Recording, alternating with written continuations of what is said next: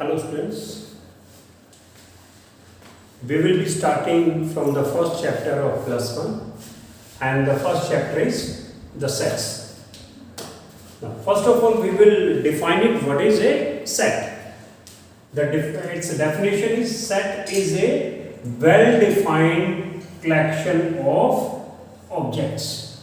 It's a well-defined collection of objects. ये well-defined होना चाहिए. It should not vary from person to person. ये नहीं हो कि मैं कुछ कलेक्शन के बारे में हम किसी की बात कर रहे हैं, मैं कुछ बोलूं और आप कुछ दूसरा बोलें. ठीक है, ये it must be well defined. Now we will understand it with some examples. First of all, first example is the collection of rivers in India. It is well defined. We know, we can tell about the rivers which are flows through India. It's a well defined. Now the collection of factors of 12. Collection of 12, these are also fixed such that 1, 2, 3, 4, 5, 6, 12. These are the factors of 12. Next is collection of interesting topic in your syllabus. अब यहाँ पे problem है. Interesting topic, जहाँ भी interest वगैरह आ जाए. अब interest तो पर्सन टू पर्सन वेरी करता है. अब प्लस 1 की बात करें तो या आपने 10th क्लास में किया होगा, किसी को मेंसुरेशन अच्छा लगा, किसी को प्रोबेबिलिटी अच्छी लगी. अब किसी का इंटरेस्ट क्वाड्रेटिक इक्वेशंस में था, किसी का linear pair of linear equation in two variable में. तो this is not well defined. Interesting जिसमें आ जाए, क्वालिटीज जिसमें क्वालिटीज के बारे में बात करें तो वो जो कलेक्शन है that is not well defined. तो ये जो हुआ ये सेट की कैटेगरी में नहीं आया. ये दोनों जो फर्स्ट थे ये दोनों वेल डिफाइंड थे. तो लेकिन ये interesting topic in your syllabus, this vary from person to person. Now next fourth point is the collection of best cars in the market. और दूसरा इसमें collection of best collection of popular cricketers of the world. अब हम इसकी बात कर लेते हैं, best cars in the market. अब best car in the market, भाई ये भी कौन किस चीज को ज्यादा इंपॉर्टेंस देता है ये इस पे डिपेंड करता है. कोई स्पीड को ज्यादा प्रेफरेंस देता है, कोई सेफ्टी फीचर्स को ज्यादा देता है, कोई उसमें जो बाकी जो एक्सेसरीज हैं, बाकी फैसिलिटीज हैं वो जो है अलग अलग ये वेरी करेगा. कोई किसी को, तो इसलिए ये सबके लिए बराबर नहीं हो सकता, वेल डिफाइंड नहीं हो सकता. दिस में vary from person to person. Next इसमें एक the collection the popular cricketers of the world. Popular cricketers में भी सबका अलग अलग, कोई ब्रेन लारा को बोलेगा, कोई विवियन रिचर्ड को बोलेगा, कोई अपने सचिन को बोलेगा, कोई कपिल को, कोई गावस्कर को, सभी का अलग अलग है. तो ये हम वेल डिफाइंड नहीं हो गया. सभी अपनी सबकी लाइकिंग अलग अलग है. तो it is also not well defined. तो ये भी सेट नहीं हुआ. Next is collection of 5 intelligent students of your class. अब भाई सभी अपने आप को सबसे इंटेलिजेंट सोचते हैं, कोई शक ही नहीं इसमें. तो ये भी, या किसी से बोले भाई tell the 2 most intelligent student of your class, तो एक तो खुद को ही गिन लेंगे, एक किसी और को बता देंगे, यानी कि उसका फ्रेंड होगा उसको बता. तो ये इट्स नॉट वेल डिफाइंड. ठीक है, जिसमें भी क्वालिटीज के बारे में आ जाए, जिस कलेक्शन में क्वालिटीज के बारे में आ जाए वो वेल डिफाइंड नहीं हुआ. और वो वेल डिफाइंड नहीं हुआ तो that will not be a set नहीं होगा. Is it clear? तो ये भी सेट नहीं हुआ. Now next comes the notation of sets. How we represent the sets. Now we will represent the sets by capital letters. Let A B C D. ठीक है, with capital letter. और उसके set के जो elements हैं, जो sets के elements हैं, it's elements are represented by small letters. ठीक है, such that A, B, C और एक्स वाई जेड, ठीक है। जो उसके एलिमेंट्स है उनको स्मॉल लेटर से रिप्रेजेंट करेंगे, ठीक है। अब इसी में एक और हम एक पॉइंट हम सीखेंगे before proceeding to the next इसमें जो टॉपिक है। अब इसमें देखिए भाई, हम यहाँ पे बात करते हैं collection of factors of 12।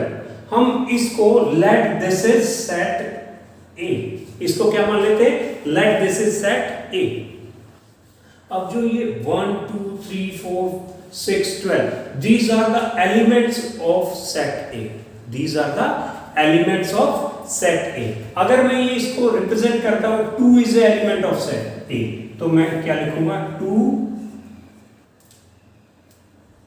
belongs to A। इसको क्या बोलेंगे, 2 belongs to A। इसको बोलना है तो 2 belongs to A, या 2 is contained in set A, 2 is contained in set A। Is it clear? अब इसमें हम अगर और की बात करें, let another set B, collection of vowels in English alphabet, collection of vowels in English alphabet, well defined है तो set हो गया। और this is A, E, I, O and U, ठीक है। एलिमेंट्स क्या क्या हो गए, वॉवल्स कौन से हो गए, ए ई आई ओ यू। जैसा कि हमने बोला था elements are represented in small letters, तो we have represented A E I O U, और इसको हमने सेट बी नाम दे दिया, it is represented by capital letter. और जो एलिमेंट्स है उनको हम कर्ली ब्रैकेट्स के अंदर लिखेंगे और बीच में कॉमास पुट करेंगे। एलिमेंट्स को जो सेट है उसके एलिमेंट्स के बीच में कॉमास लगाएंगे और उनको कर्ली ब्रैकेट के अंदर पुट करेंगे। Is it clear? अब इसमें भी ई है, क्या लिखेंगे, E is contained in set B, तो we will say E belongs to B, और U belongs to B. Suppose करो इसमें पॉइंट ये पी लेटर है, पी वॉवल है क्या, नहीं, तो हम क्या लिखेंगे, P does not belong to, P does not belong to B, P does not belong to B। Is it clear? इसमें कोई शक हो गए हम कि belongs to का जो ये सिंबल है एस्पियन, इसको हम belongs to does not belong to, इसको कट कर दें। Is it clear? Now next is representation of sets। We can represent the sets in two forms, one is tabular or roster form and the second is set builder form or rule method। जैसा कि इनके नाम से tabular form means tables की form में उसके जो elements हैं उनको, उसके जो मेंबर्स हैं उनको हम अलग अलग लिखेंगे। जैसे कोई सेट ए है, ये है ए ई, इसमें एक और लिख लेते हैं ए ई आई ओ यू। ये क्या हो गया, it's a collection of vowels in English alphabets. तो क्या लिखेंगे, इससे क्या है, इसको हमने ए ई आई ओ यू, इसके एलिमेंट्स को हमने अलग अलग से लिखा, तो ये कर्ली ब्रैकेट और elements. Another B is equal to 4 5 6 7 8, ये कोई सेट बी है उसके ये एलिमेंट्स है। Is it clear? ये हो गया टेबुलर फॉर्म और रोस्टर फॉर्म, उनके एलिमेंट्स को हमने लिखा अलग अलग। नेक्स्ट आता है सेट बिल्डर फॉर्म और rule method. Set builder form और रूल मेथड कि सेट को हमने कैसे बिल्ड किया या किस रूल के तहत हमने उस सेट को लिखा। या सबसे पहले हम इसी की बात कर लेते हैं, ठीक है। तो इस बी को हम रूल मेथड से और सेट बिल्डर फॉर्म में लिखेंगे। अब ये क्या है, हमें क्या दिख रहा है, ये 4 5 6 7 8, ये क्या है, नेचुरल नंबर से, दीज आर नेचुरल नंबर। तो नेचुरल नंबर भी कहां से लेंगे, 4 से 8 तक है, 4 भी है और 8 भी है और इन बिटवीन सारे हैं। तो हमने एक रूल के तहत हमें पता चल गया ये 4 से 8 तक नेचुरल नंबर से, तो हमें लिखेंगे कैसे, किस मेथड से, रूल मेथड से। This is curly bracket x such that, ये किसको सिंबलाइज करेगा, सच दैट, ठीक है। तो x such that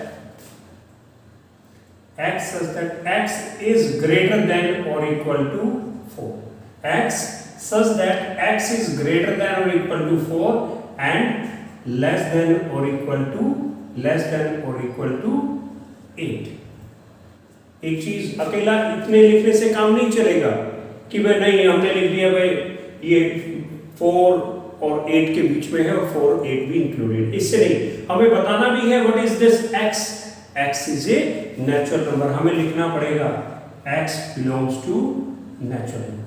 x belong n किसको रिप्रेजेंट करता है, n belongs to natural number, तो x बिलोंग्स टू जो n है रिप्रेजेंटेशन ऑफ नेचुरल नंबर, तो x belongs to natural number और ये इज इट क्लियर।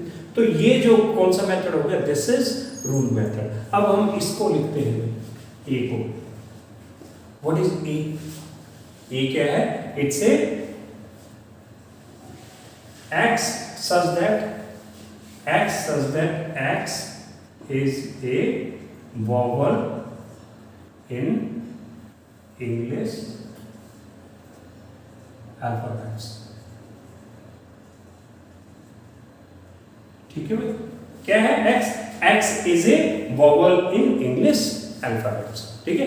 ये अलग से हम लिख देते हैं collection of English vowels in English alphabet, ठीक है भाई। ये रूल मेथड से आपने बता दिया कि भाई हम इनको सेट्स को दो वेज में लिख सकते हैं, टेबल फॉर्म और रोस्टर फॉर्म, और सेट बिल्डर और रूल। कोई रूल, जो ये रूल है, रूल में थोड़ा बहुत आप चेंज भी कर सकते हैं, ऐसा नहीं कि जो मैंने बता दिया आपको वही लिखना। अब इसकी बजाय बी को आप ऐसे भी लिख सकते थे, x such that, अब जो x है this is greater than 3, हमने सिर्फ x is greater than 3 लिख दिया, यहाँ पे 4 x is greater than or equal to 4 था, इक्वल वाला साइन हटा दिया, तो हमने लिख दिया x is greater than 3 and less than 9 और x क्या है, and x belongs to natural number, ठीक है भाई।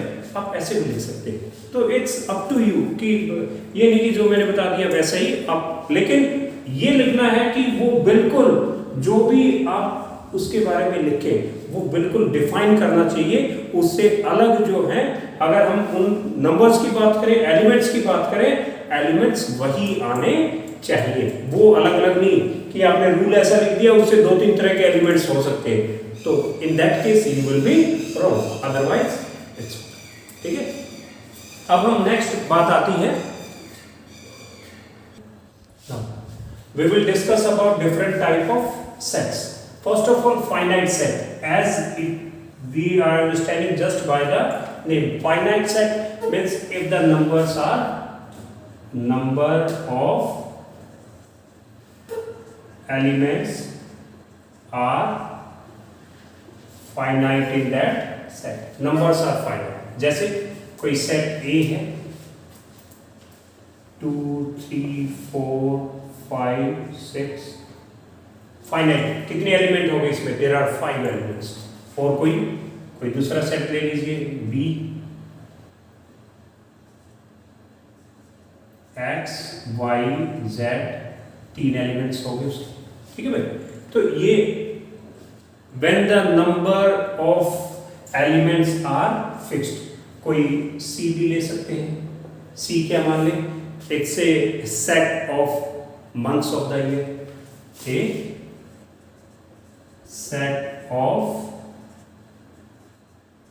months of year, fixed है, set of months of year, finite है, there are 12। तो इस केस में क्या हो गया, these are the finite। उसके बाद आता है infinite set। infinite set means when there are infinite number of, when number of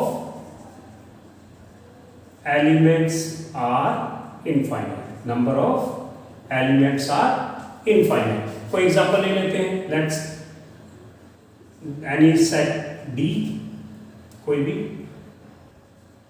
1 2 3 4 5 and goes on।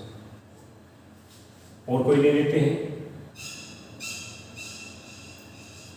Set ई मान लिया आपने 5, 10, 15, 20 and goes on. It goes on means there are infinite number of, सभी लिखने की जरूरत नहीं, infinite number of elements ये 5 के मल्टीपल में, ये 1 2 3 4 5 ये सारे नेचुरल नंबर हो गए, ठीक है, क्लियर हो गया। Finite number of elements are finite, countable है, काउंट कर सकते हैं कितने हैं। और इनफाइनाइट, इनफाइनाइट क्या होगा, number of elements are infinite and which are beyond calculation. Next आता है singleton set. Singleton set means the set which has only one element, the set which has only one element. Let this is कोई set A है, उसका element क्या है, A, only one element is there. Set B है, set B कोई भी हम ले लेते हैं, चलो हम इसको सेट बिल्डर फॉर्म में कोई लिखते हैं, x such that x is greater than 6 and less than 8, x such that x is greater than 6 and less than 8 and क्या है प्रॉपर्टी x की, x belongs to natural number, x belongs to natural number। तो देखिए भाई x natural number है और 6 और 8 के बीच में, 6 से बड़ा और 8 से छोटा, अगर हम इसको लिखना चाहें कौन से में, टेबुलर फॉर्म में, तो कौन सा एलिमेंट है ये, 6 से बड़ा 8 से छोटा हो और नेचुरल नंबर हो, that is 7। Is it clear? तो ये क्या हो गया, सिंगलटन सेट हो गया। अब उसके बाद आता है एम्प्टी सेट, नल सेट और वाइड सेट, एक ही है ये। एम्प्टी सेट बोलो, नल सेट बोलो, वाइड सेट बोलो। एम्प्टी मीन्स खाली, उसमें कोई एलिमेंट नहीं है। Let's suppose this element D, this set D, और कोई एलिमेंट नहीं है, खाली ही, लेकिन ई दिस इज आप 0 लिख दिया। This is not a, it is not a null set। ये null set नहीं हुआ क्योंकि इसमें ये कौन सा सेट हो गया, this is singleton set, single element है इसमें, 0 1 एलिमेंट है, तो this is not a null set। तो इसको हम null set, empty set, इसको हम किससे रिप्रेजेंट कर देते हैं, this is similar can be symbolized by this symbol, okay, this is null set। next is equal set। equal set means जिसके जो सारे एलिमेंट्स क्या हो, इक्वल हो। जैसे भाई अब हमने एक ले लेते हैं कि कोई सेट A है, 2 3 5 8, ये कोई भी सेट है, this is equal to 5 3 2 8, this is also equal to 2 3 3 5 8 5, ठीक है भाई। These are equal set। अब इक्वल में क्या है कि जो ये चीजें हैं, अब 2 3 5 8 2 3 5 8 एलिमेंट्स को हम आगे पीछे लिखते हैं, उससे कोई फर्क नहीं पड़ता, एलिमेंट्स आर सेम। और दूसरा, एलिमेंट्स हम सेट्स में जब सेट की फॉर्म में लिखते हैं, टेबुलर फॉर्म में, we don't repeat the elements. लेकिन अगर रिपीटेड फॉर्म में दे रखा है, उससे कोई फर्क नहीं पड़ता। जैसे ये 3 is 2 times and 5 is also 2 times, तो इसको 2 times लिख दें या एक बार लिखें इनको, तो उससे कोई फर्क नहीं होता। ये भी और ये भी दोनों क्या है, इक्वल है। इससे कोई फर्क नहीं हुआ कि आपने 2 बार एलिमेंट्स को इनको लिखा, even then they are equal. लेकिन आमतौर पे जब लिखते हैं तो we generally don't repeat the elements of any set, उनको एक ही बार ही लिखते हैं। तो ये क्या हो गए, दीज आर इक्वल सेट्स, ठीक है। नेक्स्ट एक आता है कार्डिनल नंबर। क्या आता है, cardinal number. Cardinal number tells about the number of elements in any set. Cardinal number tells about the number of elements. अब यहाँ पे देखिए भाई, अब जो ये सेट ए है कितने एलिमेंट्स हैं इसके? 1 2 3 4 5। नंबर ऑफ एलिमेंट्स कितने हो गए? 5। तो मैं इसको लिखूं number of element in A, number of element in A, तो कितना हो गया? 5। ठीक है, नेक्स्ट बी की बात करते हैं। Number of element in B कितने हो गए भाई? X Y Z, there are 3 is it clear? अब कार्डिनल नंबर का आपको पता चल गया, what is the cardinal number in a set. अब इसलिए हम एक और लास्ट इसकी बात कर लेते हैं, इक्विवेलेंट सेट। अब बात करते हैं, let this A is having element 3 4 5, ठीक है, there is another set having element x y z, ठीक है भाई। अब इसमें देखिए ए में कितने एलिमेंट है? 1 2 3, बी में कितने? 1 2 3।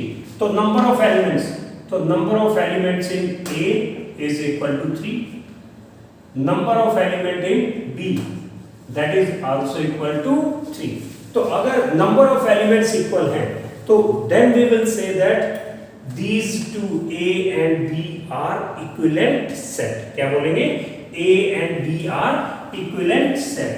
A and B are equivalent set। इस फॉर्म में ये सिंपल हम लिखेंगे। Is it clear? This was all about it। एक बार दोबारा फिर देख लेते हैं। Finite set, number of elements are finite। Infinite number of elements are there in the set। Singleton set क्या होगा? जिसमें सिर्फ एक ही एलिमेंट हो। नल सेट, वॉइड सेट और एम्प्टी सेट जिसमें कोई भी एलिमेंट ना हो, ये 0 हो गया, this is not a null set, क्योंकि इसमें एक एलिमेंट हो गया तो ये कैसा हो गया? सिंगलटन सेट हो गया। This is represented by this one, this symbol. Next is equal set. If the all the elements are equal in two sets irrespective of their arrangements और number of time they have been repeated, तो ये क्या हो गया? Equal set हो गया। फिर cardinal number पता चल गया आपको, number of element. Next equivalent set, if two sets have the same number of elements then we will say that these two are equivalent set। is it clear? This was all about it। let's proceed to the exercise। now this up to now we have discussed all the basics of the sets। what is a set, types of, how we can represent it, types of set, so all the basics of sets we have done। and after this lecture, in next lecture we will be discussing exercise 1.1 from elements। it's okay for today। okay, good day।